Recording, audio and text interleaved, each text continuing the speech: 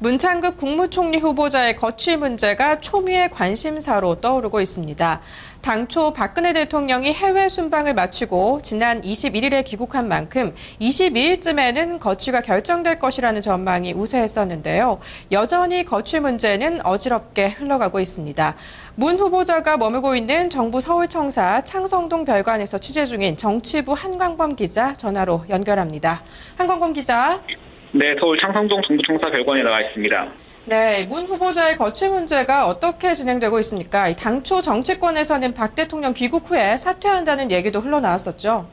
네, 그렇습니다. 박 대통령은 지난 21일 밤 중앙아시아 3개국 순방을 마치고 귀국했는데요. 귀국 직후 문 후보자를 둘러싼 논란에 대해 보고를 받은 후 문 후보자의 거취를 결정할 것이라는 얘기가 정치권에서 흘러나온 바 있습니다.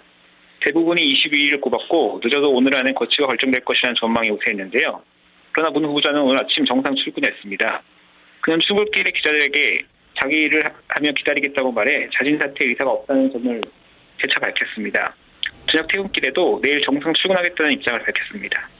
네, 정상 출근하겠다는 입장을 남기면서 또 퇴근길을 마무리했는데요. 청와대와 여권에서도 사퇴 종용이 계속 이어지고 있는 분위기입니다. 문 후보자가 이렇게 버티는 이유는 뭔가요? 네, 문 후보자가 자신의 입장을 공개적으로 밝힌 바 없기 때문에 정확히는 알 수가 없습니다. 다만 문 후보자가 자진 사퇴할 경우 자신에 대한 논란을 인정하는 격이 된다며 이를 우려하고 있다는 얘기가 전해지고 있습니다. 그래서 청와대를 통해 적극적으로 자신을 둘러싼 논란에 해명하겠다는 입장을 있게 있는데요. 이날 조국의 독립운동 강력을 보훈처에 확인해달라고 요청한 것도 정면 돌파 의지를 나타낸 것이라는 분석입니다.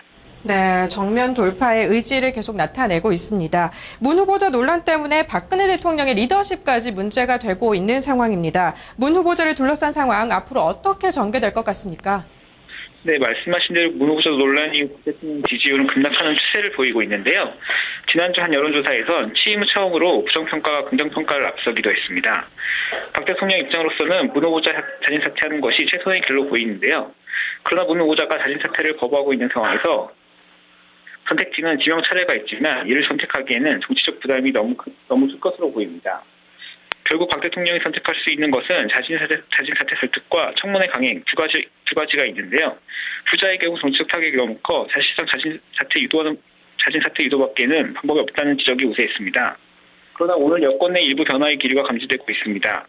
새누리당 지도부 일각에선 이날 보도된 문 후보자 조부의 독립운동 경력을 거론하며 동시에 청문회 필요성을 언급하고 있는 상황인 것입니다.